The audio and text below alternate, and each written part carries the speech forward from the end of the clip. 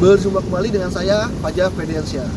Di video ini, saya akan mengulas pemakaian BYD M6 sampai di kilometer 9.999 atau digenapkan di kilometer 10.000. Angkanya cantik ya.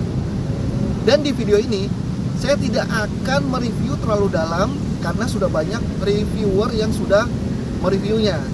Saya akan membahas terkait seputar pemakaian saya sehari-hari di mobil BYD M6 ini. Secara penampilan eksterior, mobil ini memiliki bentuk yang aerodinamis dan sporty ya. Memang cocok untuk anak-anak muda yang menyukai tampilan bodi yang serba sporty. Untuk ruang mesin, karena unit yang kita review ini adalah trim standar, jadi untuk motor penggeraknya, performa yang dihasilkan sebesar 161 horsepower atau 120 kW dengan torsi sebesar 310 Nm. Berpenggerak roda depan. Dan untuk baterainya sebesar 55,4 kWh dengan jarak tempuh hingga 420 km. Nah, untuk posisi nomor mesin atau nomor motor mobil ini cukup mudah untuk dilihat. Tapi untuk nomor rangka di mobil ini yang sulit untuk dilihat. Untuk melihat nomor rangkanya saja diperlukan dongkrak hidrolik berkekuatan minimal 8 ton atau praktisnya memakai mesin hidrolik untuk dapat melihatnya secara sempurna.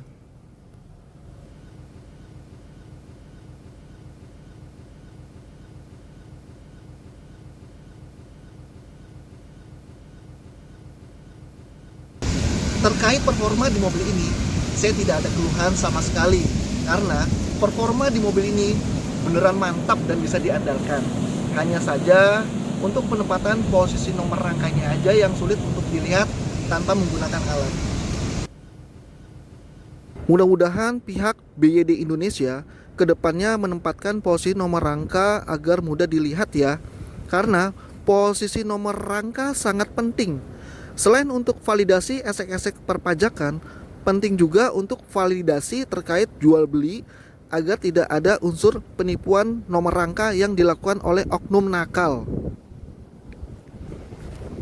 Untuk posisi samping dan belakang di balik bentuk yang sporty ini, mobil ini memiliki dimensi untuk panjang 4.700 mm, lebar 1.810 mm, tinggi 1.610 mm, wheelbase 2.800 mm, ground clearance 170 mm, dan berat kosong pada kendaraan ini seberat 1,8 ton.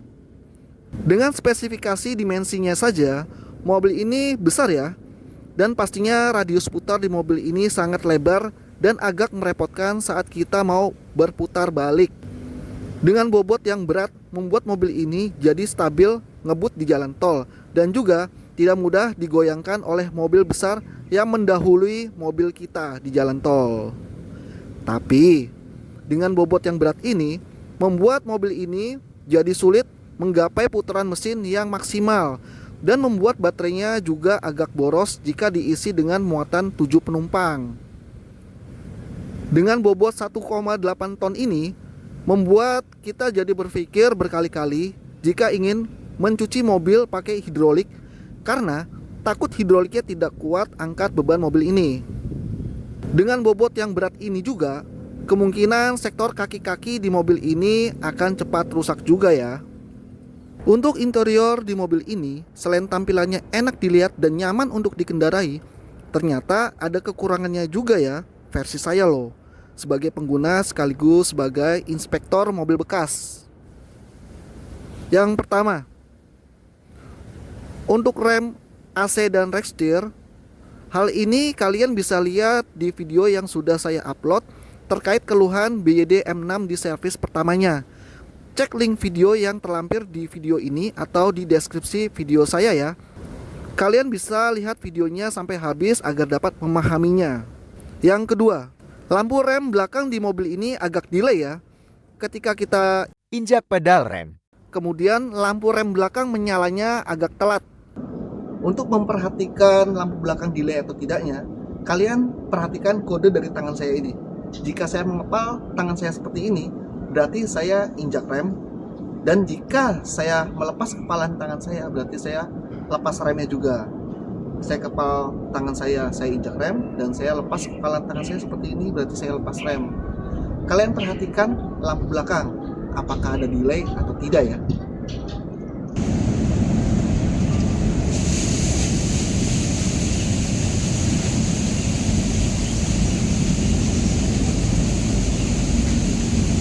Yang ketiga, area blind spot di pilar A juga sangat tebal sehingga menyulitkan kita jika ingin berputar balik atau masuk ke jalan-jalan gang yang sangat kecil ya.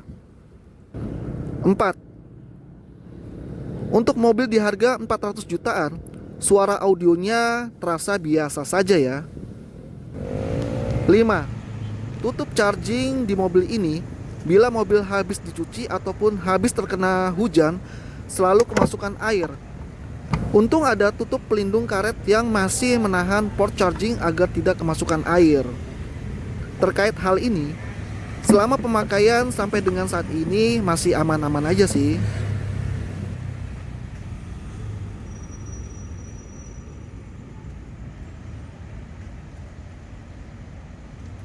Yang keenam, saya menggunakan mobil ini dari baru. Untuk setirnya ternyata masih perlu di spuring balancing lagi ya. Saya spuring balancingnya di kilometer 5.000-an. Karena di dealer infonya alatnya tidak bisa digunakan. Jadinya saya harus spuring balancingnya di bengkel luar dengan memakai uang pribadi. 7. Posisi pedal rem. Beberapa dari rekan-rekan saya yang bilang posisi pedal rem di BYD M6 ini posisinya terlalu tinggi dari pedal gas, sehingga membuat kaki jadi lebih cepat lelah dalam pengoperasiannya. Ada benar dan ada tidak benarnya juga sih. Menurut saya pribadi, posisi yang tidak berimbang itu untuk menjaga keamanan dalam berkendara ya. Kalau posisi pedal gas dan pedal remnya dibikin sejajar, jika terjadi ketidaksengajaan, si drivernya tidak sengaja menginjak salah satu di antara pedal rem atau pedal gas yang posisinya dibuat sejajar, itu malah membuat resiko yang besar. Bisa ditabrak dari belakang karena tidak sengaja injak pedal rem, atau mungkin bisa juga menabrak mobil depannya karena tidak sengaja injak pedal gasnya. Menurut saya pribadi, tidak ada masalah terkait pedal gas dan pedal rem yang posisinya tidak sejajar. Karena beberapa mobil lainnya juga antara pedal rem dan pedal gasnya banyak yang dibikin oleh produsennya tidak sejajar demi menjaga keamanan dalam berkendara. Apalagi karakter tenaga dari mobil listrik ini buas ya. Kalau sampai salah injak pedal, bisa kebayang dong resikonya. 8. Tidak ada ban serep dan toolkit. Meskipun dilengkapi dengan pompa angin portable dan cairan ban, bila bocor terkadang masih membuat kita tetap berpikir berkali-kali jika ingin melakukan perjalanan jauh dengan mobil ini. Karena cairan tidak akan bisa menambal lubang yang besar akibat ranjau. Jadi, peranan ban serep sebetulnya sangat dibutuhkan. Solusinya, untuk perjalanan jauh, sebenarnya kita harus tetap membeli dan membawa ban cadangan, meskipun mengorbankan bagasi perjalanan jadi lebih aman. 9. Untuk mobil di harga 400 jutaan, beberapa bagian di interiornya sangat mengganggu. Seakan-akan harga yang ditebus untuk membeli mobil ini menjadi perbandingan yang sengit dari mobil dengan harga yang di bawahnya. Seperti kaca jendela yang terdengar bunyi berdecit saat dinaik atau turunkan, membuat sebagian orang menjadi risih mendengar suaranya. Padahal mobil ini masih tergolong baru ya. Di kilometernya aja baru mencapai 10 ribuan. Saya sudah sempat salon mobil ini. Suara decitannya dari kaca jendelanya masih terdengar. Lalu, handrest di kursi tengah, cup holdernya mudah terlepas. Ini sih QC dari BYD-nya kurang teliti dan detail. Masa hal sekecil ini bisa lolos proses QC sih?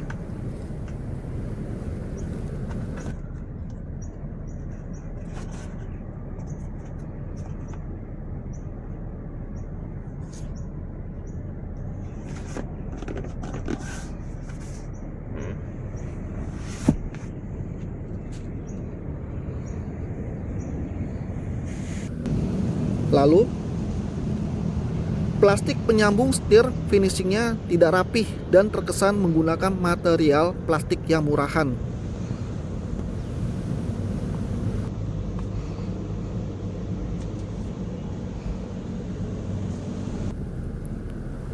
Ventilasi AC belakang, kualitas bahannya juga terkesan sangat murahan ya.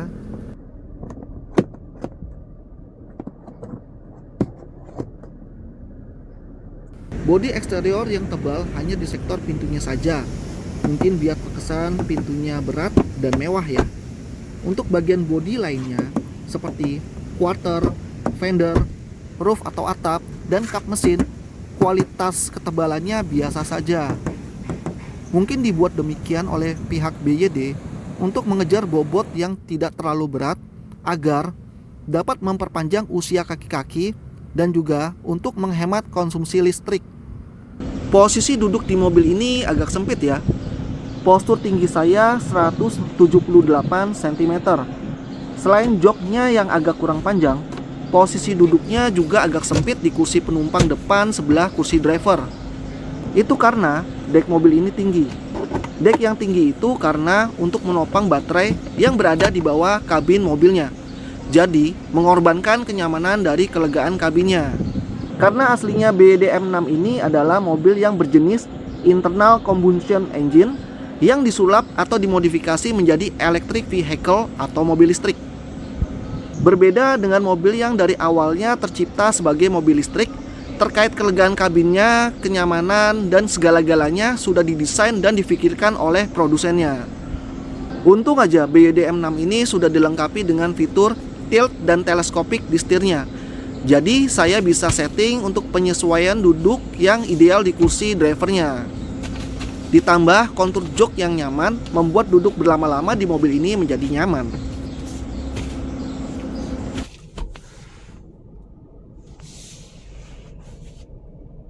Jika jok baris ketiga tidak bisa di reclining rebah secara maksimal, itu wajar karena mentok ke pintu bagasinya. Nah, kalau jok baris kedua tidak bisa direbahkan, itu yang kurang wajar. Dan kekurangan itu dimiliki di mobil BYD M6 ini. Jok baris keduanya tidak bisa direbahkan.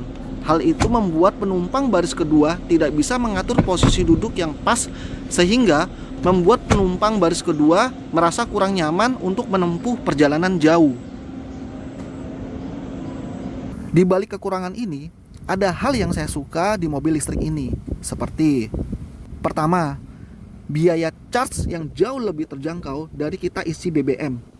Meskipun kendalanya di beberapa SPKLU masih terbatas dan untuk fast chargingnya pun masih kurang banyak, sehingga kita harus sabar menunggu antrian pengisian listrik dengan pengguna lainnya. Yang kedua, pasti bebas ganjil genap di Jakarta. Yang ketiga, performa torsi di mobil ini sangat menyenangkan karena tarikannya sangat responsif. Lalu, kualitas cat BYD sangat baik, keren. 5. Tahun produksi mobil ini adalah tahun 2025. Sampai dengan video ini tayang, pajak mobil ini masih sangat terjangkau. 6. Sampai video ini tayang, mobil listrik ini bebas terkena pajak progresif. 7. Banyak bertabur fitur canggih yang memanjakan penggunanya. 8. Model mobil 7 penumpang ini sampai dengan video ini tayang, menurut saya masih yang terkeren di antara rival-rivalnya. 9. Dengan bodi sebongsor ini, untuk body rollnya masih cukup nyaman ya. 10. Untuk jaringan bengkel servisnya sudah banyak di Jakarta. Itulah review jujur pemakaian BYD M6 yang saya rasakan. Semoga video ini dapat bermanfaat. Saya Fajar Febriansyah, pamit undur diri, sampai jumpa di video selanjutnya.